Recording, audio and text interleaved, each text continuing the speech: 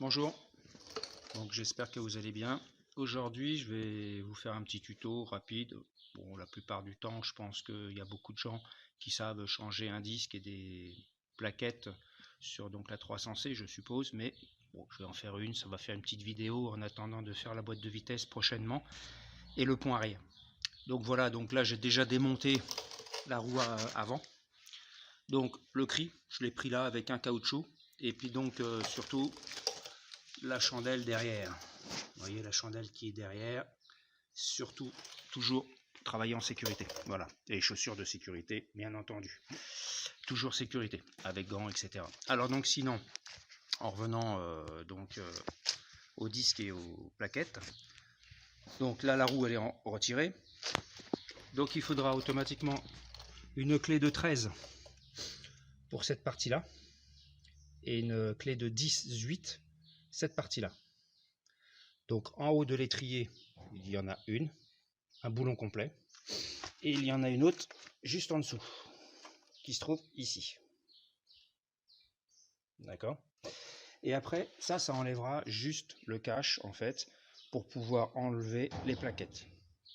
Donc je vais vous faire les détails à chaque fois. Bon, là je tire le téléphone, excusez-moi pour la qualité, parce que j'avais plus la caméra, j'avais un problème de caméra, donc je le fais avec le téléphone.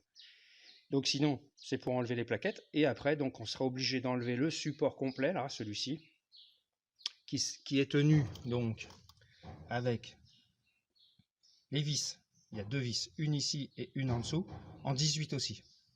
Donc pour pouvoir retirer le disque. Voilà. Donc à chaque fois, je vais faire des petites coupures. J'en suis désolé d'avance, mais pour vous faire voir l'avancement. Donc là, je m'attaque ici, là, à cela, en haut et en bas. A tout de suite. Donc voilà, voilà, j'ai retiré celle du bas. Je suis en train de retirer celle du haut. Donc après, à savoir, c'est qu'il faut les recoller. Je ne sais pas si on voit bien, voilà. Je mets toujours du frein filet dessus, pas trop fort. Et donc normalement, voilà, on peut retirer ça comme ça, vous voyez. Alors d'une main, c'est pas évident.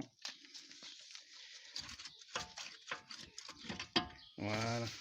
Alors vous faites attention, c'est à votre flexible. Surtout faire attention à votre flexible. Et donc on voit bien les pistons, ils sont très retirés. Donc là, on peut le laisser pendouiller tout en faisant attention. Voilà.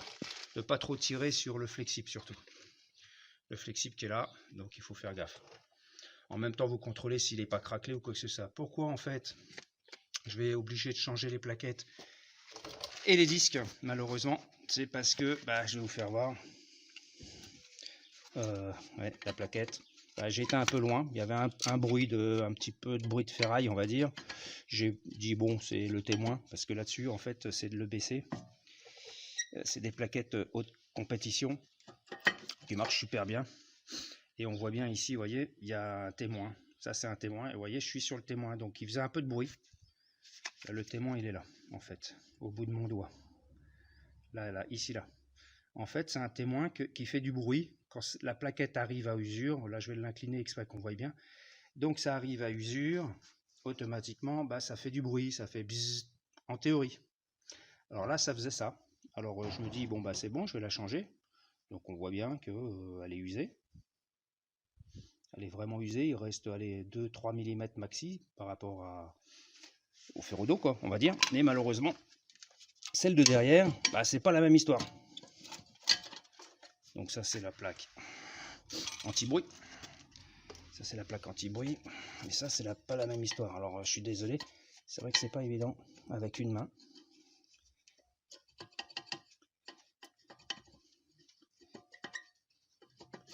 Voilà. Et là, catastrophe. Catastrophe, vous voyez. Là, les témoins, en fait, on va voir, ils ont cassé. Vous voyez, le témoin au bout, là, vous voyez, le rivet. Le témoin du bout, voilà, il a cassé. Donc, en fait, il a dû faire son job à faire le bruit, l'autre côté aussi, parce qu'il y en a deux. Il a cassé aussi. Alors, je vais essayer de vous faire voir. On voit, voilà. Vous voyez, il a cassé aussi. Donc, du coup, vous voyez, il n'y a plus de ferro d'eau. Donc, malheureusement, ça m'a attaqué le disque. Alors, de ce côté-là, ça va, impeccable, le disque il est bon. Alors il est un peu rouillé le disque, hein, c'est pas parce que j'ai pas roulé ou quoi, c'est parce que j'ai lavé les jantes avec du décontaminant en fait, j'ai lavé mes jantes. Et du coup, bah, c'est vrai que si on ne roule pas tout de suite, et bah, ça laisse des traces de rouille, hein, comme vous pouvez le constater. Donc il n'y a pas de danger, une fois qu'on roule, après ça redevient blanc. Hein. Donc c'est pas parce qu'elle n'a pas roulé. Et là donc du coup, bah, de l'autre côté, je sais pas si on va bien voir, mais je le ferai quand je vais démonter le disque. Donc là maintenant, je vais m'attaquer à cette partie-là. À cette partie-là, par rapport aux deux vis de 18 qu'il y a derrière. Et je vous reprends.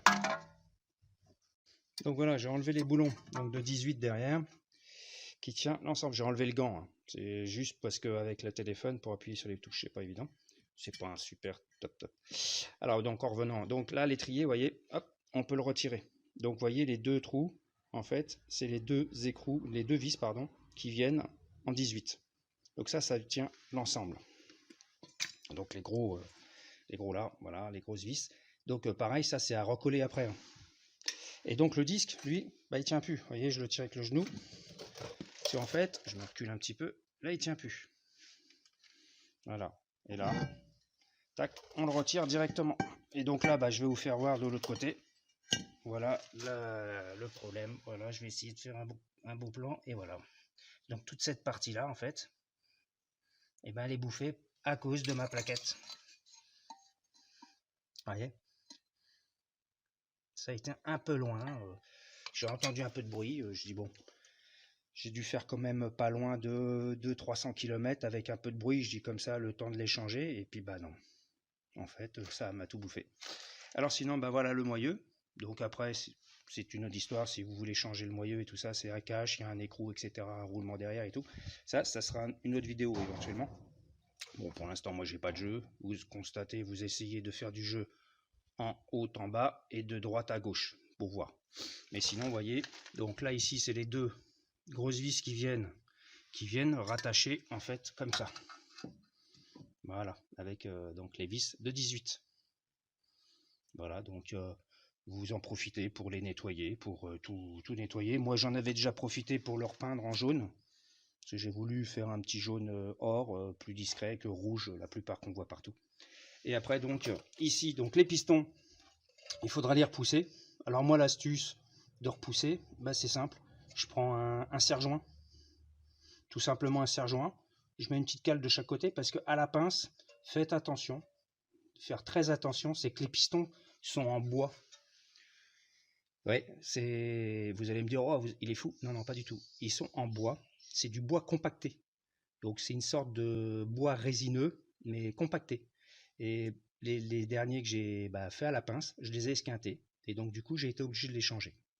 Voilà, donc je vous conseille que quand vous les démontez, vous soulevez légèrement le petit soufflet qui est sur le côté là, avec un tout petit tournevis tout doucement pour pas l'esquinter, et vous lui balancez du W40.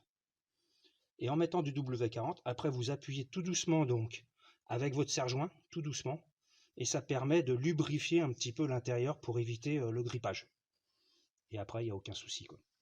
Voilà.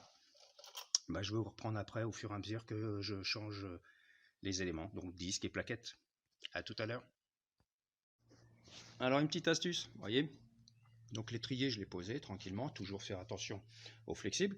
Donc je me suis fabriqué, donc vous voyez, avec un serre-joint normal. Je me suis fabriqué, j'ai soudé vite fait un tube, vous voyez, et en fait c'est pour faire mes soupapes, normalement. Vous voyez, pour les soupapes. Donc en fait, je m'en sers pour justement mes pistons. Et là, donc je vais tourner la poignée. Et on va y aller. Tac, vous voyez, ça rentre tout doucement. Alors c'est sûr, ça rentre pas d'un coup. Hein. Et donc, bon, là, d'une main, c'est pas évident, je vous le dis franchement. Tac, vous voyez, ça rentre tout doucement, cran par cran. Parce que c'est à crémaillère, en fait, vous voyez. Moi, j'ai mis un serre-joint à crémaillère. Donc, c'est au millimètre. Alors après, je le détends. Tac, et automatiquement, ça tombe. Donc, je rattrape ici, là, à ce niveau-là. On va le prendre de plus loin. Je le rattrape à ce niveau-là. Ah, c'est pas évident parce qu'il faut que je pousse là. D'une main, c'est pas évident. Mais vous avez compris le système. Et vous peinez pas. Parce qu'il n'y a pas besoin de tourner les pistons. Parce que sur certains modèles, vous êtes obligé de tourner les pistons en même temps d'appuyer. Pas du tout sur la Chrysler. Voilà, et je vous reprends tout de suite. Donc voilà, donc là les pistons sont poussés. Il n'y a plus qu'à remonter maintenant. Comme je vous disais, vous voyez, il faut faire attention. Parce que la dernière fois, j'ai allumé. Vous voyez le petit impact blanc. C'est vrai que c'est pas évident, on voit pas la mise à... Voilà. Et donc, vous voyez, c'est le piston qui s'esquinte. Si on pousse un peu fort en biais ou quoi. Parce que c'est une matière qui n'est pas en métal. Donc après, il existe l'option, je vais laisser allumer. Il existe l'option inox. Moi, personnellement, j'ai préféré remettre les originaux pour éviter la transmission de chaleur de la plaquette au liquide de frein. Tout simplement. Parce que vu que c'est pas du métal, ça transmet moins la chaleur. Voilà, tout simplement. Sinon, après, on peut mettre de l'inox. Ça se vend sur eBay, normalement. J'avais vu ça. Voilà, donc là, ben, j'ai nettoyé un petit coup. Repousser les pistons avec du W40, comme je vous ai dit, en soulevant le petit soufflet. Et là, donc, on va reprocéder au remontage. Donc, moi, personnellement, je remonte avec des plaquettes EBC. Donc, Niello, les Niello. Alors, je sais pas si on les voit bien. Bon, allez, je vais vous les faire voir. Voilà, c'est les Niello. Hop, la mise à jour. EBC. Avec la patte de rodage qu'il y a dessus. Donc, ce qui veut dire qu'il n'y a pas besoin de rodage. On va dire les 50 premiers kilomètres tranquillement, et cette patte là c'est une sorte d'abrasif qui vient gratter l'ensemble des disques. Donc les disques, de toute manière, il faudra les dégraisser, les disques, obligation de dégraisser, mais pas les plaquettes. Pas besoin de déglacer ou quoi que ce soit. Les plaquettes, il y a de la pâte exprès dessus. Voilà. Et l'avantage de ces plaquettes là, moi personnellement, sur le Chrysler, j'ai réussi à faire, bon, j'ai pas des gros freinages, quoi, des gros freinages, oui, mais on va dire pas des freinages excessifs. J'essaye de faire quand même pas mal de rétrogradage boîte auto, et puis je viens tranquillement mourir, je dirais, sur tout ce qui est feu tricolore, sur les stops, les choses comme ça. Je freine pas à la dernière minute, et là j'ai réussi à faire 41 000 km avec mes plaquettes d'origine. Bon, certes, ils sont nazes, c'est vrai, je les ai usés au bout, mais j'ai fait 41 000 km. Et donc en disque, par contre, de ne pas mettre les d'origine, parce que ça bouffe les disques. Ça, il n'y a pas photo. Les disques, vous faites un jeu de plaquettes, un jeu de disques. Donc moi, personnellement, je remets ces disques-là. Donc bon, ils sont un petit peu rouillés, parce que je les ai mal stockés, hein, mais c'est pas très grave. C'est du Brembo carbone. Donc il y a un petit pourcentage de carbone dedans. Voilà, mais c'est du Brembo. Donc voilà, ils sont peints. Ça évite de rouiller sur les côtés, mais bon, voilà, je veux dire, je les ai mal stockés. Hein. C'est parce que en fait, je les ai laissés un petit peu à l'humidité, donc ils ont un petit peu rouillé, mais c'est rien, parce que là, je vais passer un petit coup de brosse de papier de verre du 80 avec un nettoyant frein. Et puis après, donc ça les dégraissera. Voilà, voilà. Et je vous reprends tout de suite. Donc voilà, je les ai grattés au 80 avec un papier. Un papier 80, vous voyez, j'ai récupéré un petit peu, et avec du frein, du nettoyant frein. Bon, je vais pas vous faire voir la marque, parce que vous prenez ce que vous voulez comme marque. Et donc je les ai grattés. Donc en fait, on voit bien les petites rayures légères. C'est pas, vous n'avez pas besoin de déglacer complètement. Je vais faire une mise au point. J'espère que je vais le voir. Il n'y a pas besoin de déglacer entièrement, parce que vu qu'il y a la pâte, comme je vous ai fait voir les plaquettes, il y a de la pâte, et elle, il va le rôder. Il n'y a pas de souci. Donc vous voyez, c'est vraiment sur le, c'est tout petit quoi. C'est un petit ponçage. Voilà, léger. Donc là maintenant, on va procéder au remontage.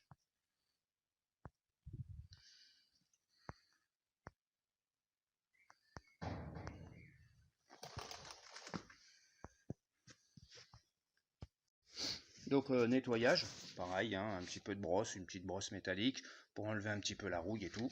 Et donc après, on remonte le disque dessus. Voilà, hop là. Donc on le tient juste comme ça, il n'y a pas de problème particulier. Et après, donc on va remonter ce cache qui va venir dans ce sens-là. Donc je vais le nettoyer aussi, et après il va venir dans ce sens-là, comme ça. Et puis donc les deux écrous derrière, les deux vis, pardon, en 18, avec une clé de 18, et collé surtout. Voilà. Je vous reprends tout de suite. N'hésitez pas aussi, voilà, donc là je me suis mis sur l'établi. Ça, les pattes ici, là, en fait, ces pattes-là, c'est ça que j'ai retiré. Donc ici, en fait, il se retire tout simplement. Ça, c'est, vous savez, la vis pour tenir le dessus de l'étrier. Vous le tirez, pouc, il s'enlève. Vous voyez, donc il est quand même encrassé. Là, je l'ai essuyé seulement, il est encrassé. Donc vous essuyez l'ancienne graisse qu'il y a, parce que théoriquement, c'est monté à la graisse. Ça, il faut en profiter aussi pour remettre de la nouvelle graisse. Voilà, donc je ne peux pas vous faire voir parce que j'ai pas d'étrépied. Mais en fait, il faut bien l'essuyer et puis après remettre de la graisse que j'ai au bout du doigt. Voilà, voilà, à tout de suite. Donc voilà, là que j'ai remis de la graisse, vous voyez, donc bien nettoyé, j'ai remis de la graisse. Donc après, vous le mettez au centre. Ça enlève pas la graisse ni rien si vous le prenez bien au centre avec le soufflet. J'espère qu'on va bien voir. Et la graisse, elle rentre dedans tranquillement. Hop. Et là, quand vous êtes au fond, vous appuyez. Vous appuyez à fond, vous le tournez. C'est pas que ça se visse ni rien, c'est pour enlever l'air. Voilà. Et là, normalement, quand vous le tirez, hop, il rentre tout seul, regardez. Vous voyez? Donc là, il n'y a plus d'air. Donc c'est bon. Il faut que ça soit vraiment au fond. Ok? Voilà, voilà. Et là, je vous reprends. Donc voilà. Donc j'ai resserré l'étrier. J'espère qu'on voit. Voilà, ici, là. La vis de 18, comme je vous disais, et la deuxième en bas. Voilà, donc ça tient, en fait, l'ensemble. Vous voyez? Donc ça, c'est la baladeuse. Voilà. Donc le disque, lui, ne vous inquiétez pas, il bouge. Parce qu'en fait, il tiendra avec la roue. C'est la roue qui tient en fait l'ensemble. Parce que normalement, il y a des petites agrafes. Si vous les avez jamais démontées, vos disques, il y a des petites, une sorte de rondelle rover qui vient bloquer. Il y en a deux normalement. Mais la plupart du temps, quand vous les enlevez la première fois, bah, ils pètent. Et puis bon, voilà, on n'en remet pas. Donc, mais vous inquiétez pas, en fait, c'est que là, ça bouge. Mais dès que vous plaquez votre roue, tac, ça bouge plus. C'est pour ça qu'en fait, il ne faut pas, comme des bourrins, serrer la première vis à chaque fois. Vous approchez vos 5 vis à la main. Vous les serrez à la main. Vous les approchez toutes. Et après, vous bloquez. Pas de déboulonnage. En général, ça esquinte tout, quoi. Voilà. Je vous reprends pour la suite. Donc là, voilà. Donc là, les plaquettes. Alors, il n'y a pas de droite, gauche ou quoi que ce soit. C'est toutes les mêmes. Je les ai alignées pour vous faire voir que c'est toutes les mêmes. Il n'y a pas de différence particulière ou quoi que ce soit. Il n'y a pas de droite-gauche. Voilà. Donc vous prenez. Et là, directement, vous la mettez dans le sens arrondi. Donc ça, le haut, ici où j'ai le pouce, le haut du disque. Ici, là, le haut du disque. Vous ne pouvez pas la mettre comme ça. Déjà, pour la rentrée, il faut être balèze. Donc voilà. En bas. Et après en haut. Dans la petite encoche. Vous voyez, la petite encoche. Tac. Et en bas, pareil. La petite encoche. Donc faites gaffe au démontage. Ça, c'est pareil. C'est de la petite tôle fine. Elles peuvent s'en aller. Voilà. Et là, quand vous poussez votre disque, vous voyez, poussez votre disque. Je vais le tenir avec le genou, parce qu'avec une main, c'est pas évident. Et là, voilà, vous portez la plaquette, et voilà. Là, ça bouge plus déjà, vous voyez. Là, ça bouge plus. Donc, on va faire l'autre côté. Hop, je attrape l'autre. L'autre côté, pareil, donc c'est la même. Et là, elle se met pareil. Donc là, c'est pas évident pour voir.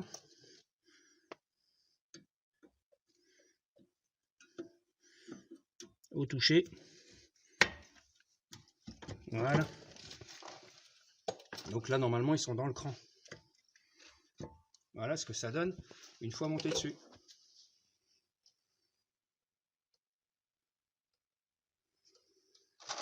Et là, donc, on va mettre l'étrier maintenant. L'étrier que j'ai mis sur le côté, tranquille. C'est toujours en faisant attention au flexible. Surtout, attention, ne le tordez pas dans 50 000 positions. Essayez toujours de le poser. Après, il y en a qui l'accrochent avec un rilsan, un peu sur le côté ou autre. Ça, c'est pas un souci. Moi, personnellement, je le pose dessus, il bouge pas. Donc, voilà. Après, chacun sa façon. Il n'y a pas de souci, quoi. Voilà, ben, je vous reprends tout de suite. Donc voilà, donc là j'ai donc l'étrier complet, donc une fois les pistons bien poussés bien sûr, un petit coup de nettoyage quand même. Là vous pouvez les mettre dessus. Donc les pistons s'ils sont bien poussés, il n'y a pas de souci, ça passe tout seul. Si ça force, c'est qu'il y a la pièce, soit la plaquette elle est mal posée. Et voilà de retour, donc je l'ai serré, donc vous serrez ça fort quand même. Bon, vous mettez pas 50 kg dans la vis, mais vous serrez ça à la main, mais assez fort. Vu qu'ils sont collés de toute manière, ça évite qu'ils se desserrent tout seul. Donc en haut et en bas. Après ce que vous faites, vous le bougez comme ça. De droite et gauche. Alors sur la caméra on ne voit pas super bien. Parce que c'est un téléphone, hein. J'en suis encore désolé pour la qualité d'image. Mais bientôt j'aurai une nouvelle caméra. En espérant qu'elle arrive. Parce que c'est pas évident en ce moment. Alors donc, vous bougez de droite et gauche. Et il faut que vous voyez qu'il y a du jeu. Et c'est tout à fait normal. On va essayer de voir, mais vous voyez, c'est tout à fait normal qu'il y ait du jeu. Alors là, par rapport à ça, c'est normal. Donc vous recontrôlez donc vos vis de 18. Normalement, il n'y a pas de souci si vous les avez serrés avant. Vous regardez donc le 13 ici, bien serré, et les 18. Vous regardez le flexible, que vous ne l'ayez pas tordu dans tous les sens, s'il ne fuit pas ni quoi que ce soit. Et donc là, voilà, c'est une opération qui est terminée. Après, vous remontez la roue, normal. Pareil, donc vous approchez les vis que vous serrez à la main, tranquille. Et après, vous bloquez pour que le disque soit bien plaqué aussi. Et surtout, n'oubliez surtout pas, c'est avant de démarrer la voiture, de déplacer la voiture, pomper sur la pédale tout doucement pour que le piston vienne se bloquer à sa position initiale. Parce que si vous reculez comme ça, vous risquez de ne pas avoir de frein. Parce que le piston, il n'est pas à sa place. Donc avant tout déplacement du véhicule, appuyez sur le frein pour pomper jusqu'à temps que la pédale soit bien dure. Et là, il n'y a plus de risque. Vous pouvez déplacer votre véhicule. Surtout ça. Et après, quand vous changez les plaquettes à l'avant et éventuellement à l'arrière, là, vous pouvez faire un contrôle de liquide. Vous le changez. Mais en aucun cas, rajoutez du liquide à condition d'avoir changé que les freins avant et arrière. Si vous changez que l'avant, inutile d'en remettre, sauf si vous êtes au minimum, c'est qu'il y a un problème. Parce qu'en fait, la hauteur du mini au maxi correspond à l'usure globale des 4 disques. Donc ce qui veut dire que si il vous en manque, c'est que s'il y a une fuite, ou les plaquettes arrière sont usées. Donc, à contrôler le niveau, mais en aucun cas rajouter si vous ne changez pas les 4 plaquettes. Voilà. J'espère que ça a été assez clair. Excusez-moi encore pour la qualité d'image. Mais donc, j'espère que ça va pouvoir vous aider dans la démarche. Par contre, si vous ne connaissez pas, si vous n'avez pas de minimum, un savoir, je dirais, pour faire les freins, c'est quand même de la sécurité au niveau de la voiture et de vous-même et des autres. Ne vous lancez pas dans ce projet à essayer de le faire vous-même. Faites-le faire par un professionnel, réellement. Après, il faut un minimum de connaissances. Si vous en êtes capable, vous pouvez le faire. Mais je ne veux pas en aucun cas vous dire vous pouvez le faire. Non, si vous ne connaissez pas un minimum, il faut mieux pas le faire soi-même. Voilà. J'espère que cette vidéo vous a été utile. Et bientôt une autre vidéo pour tout ce qui est 300C. À bientôt, merci.